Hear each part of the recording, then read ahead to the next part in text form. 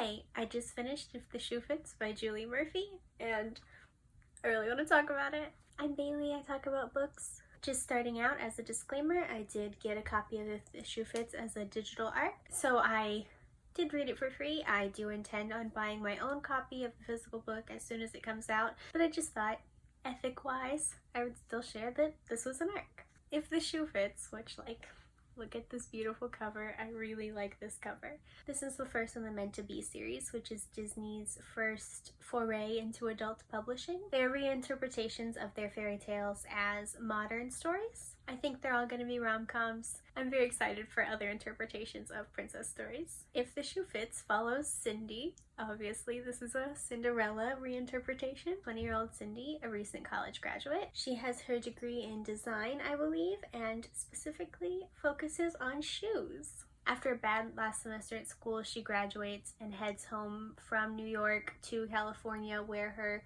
stepmother and stepsisters, as well as her half-siblings, are waiting for her. Cindy's stepmom, Erica Tremaine, is a bigwig on the show Before Midnight, a Bachelor-like program. At the last moment, multiple women drop out of Before Midnight, and Cindy is volunteered to go on. Cindy will be the first fat woman on the show, and some of the story revolves around that. I had a tremendous amount of fun reading this book. I started reading it last night, just thought I would read a couple chapters and go to bed, and I was up until 2 in the morning because I had to finish it. This book is hilarious. I laughed out loud so many times. The banter in this book is so good. It's perfect. I really enjoyed it. Why read a rom-com if they're not going to bring the comedy side of the equation as well? Kind of as soon as I saw the cover of this book, I was excited. I mean, look how cute the cover is. It's a very good cover. And I'm a bit of a Disney fan. I'm sure there are Disney things behind me. And, you know, I grew up with the movies. I'm sure most people did. So I was just excited to see Disney's foray into the adult novel world. And I really think this was an excellent start. I have read Dumplin' by Julie Murphy, but this is the only thing I've read by her so far. I do intend on reading some more of her books, and I hope she does more adult work because I really loved If the Shoe Fits. The way Murphy translated the story into a contemporary environment was done incredibly well. I really liked the way that she translated some of the events into modern day. I liked the, instead of a ball, we're on a reality television show. I thought it was handled very well. I don't have a big history with the show The Bachelor. I watched a couple of episodes as a child because my babysitter had them on, but I'm not sure if that really counts. But I did listen to the podcast Rose Buddies a couple of years ago. It is now defunct, but everything I know about The Bachelor comes from that and from cultural osmosis. So I know the general structure of the show, and I got some of the jokes in If the Shoe Fits about the show, but I'm sure that some things went over my head because I am not incredibly familiar with the show. There are some structural differences in Before Midnight that The Bachelor does not adhere to. I think some of these are because it is still a Disney book. They don't do fantasy suites. There isn't a going home and meeting the parents segment, but I think that more has a plot reason. And then I think just for expediency of the plot, the show is aired about a week after it is filmed, so that does add an extra element. I'm sure that would be hard to do as a production in real life, but it works narratively. The poor fake editors. Certain parts of the Cinderella story stay the same. Cindy's mom died when she was a child, though in this version she had cancer, and after her dad remarried, he dies in this version in a car accident, leaving her to live with her stepmother and stepsisters.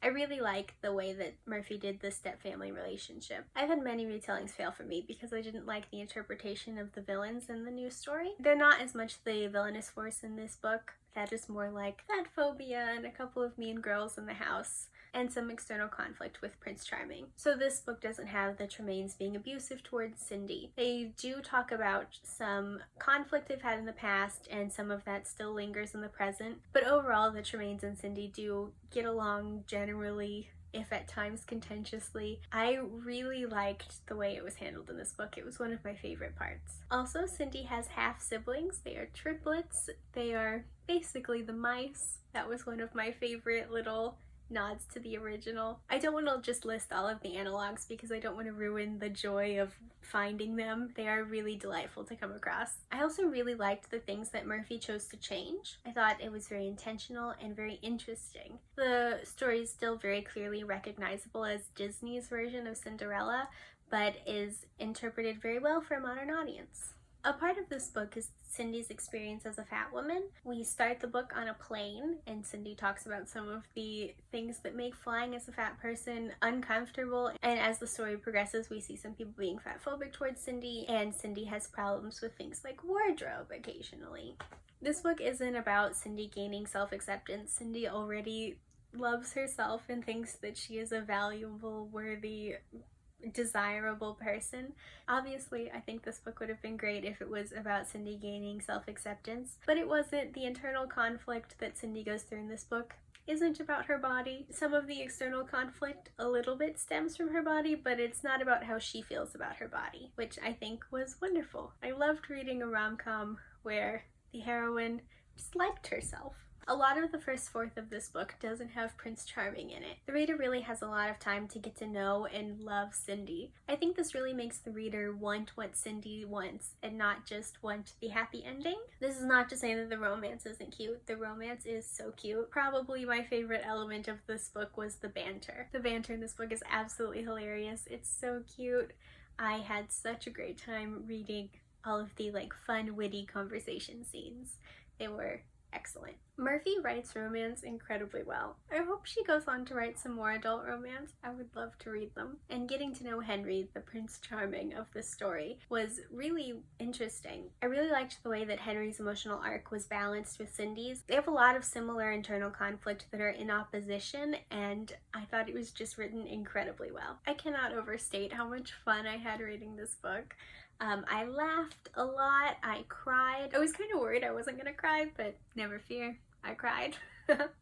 I really just absolutely had such a good time reading this book. This is definitely going to end up as one of my favorite rom-coms I've read this year. I am so excited to have a copy that I can hold and go through and underline and highlight and tab all of my favorite parts. As a little heads up, this is more of a fade to black book and not a spice book, just so you know what to expect when you're going in. It is still Disney after all. So much of this book does take place while they are filming the television show, but you still get a sense of Cindy's life outside of the show, her desires, what she wants, and her friendships outside the show, as well as friendships developing during the filming of the show. This book also has quite a few secondary queer characters, including a non-binary and a bisexual character, which is what you would expect from a Julie Murphy, but I am very glad it was also what we can hopefully continue to expect from these Disney books.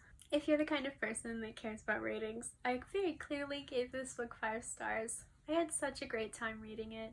I think that's really what matters. I thought it was well written, I thought it was funny, I thought this book did exactly what it was trying to do, and it worked so well for me. If you like rom-coms, if you like Disney, if you like retellings, or if you just want a story centering a fat woman that isn't about self-acceptance, I super recommend you go get If the Shoe Fits. This book comes out on August 3rd. I can't wait to see what other people have to say about this book. If anyone watching has read or intends to read this book, I would love to hear about it. I'm so interested. I hope this was coherent and my excitement didn't overtake my ability to verbalize the excitement. Thank you for watching. Bye.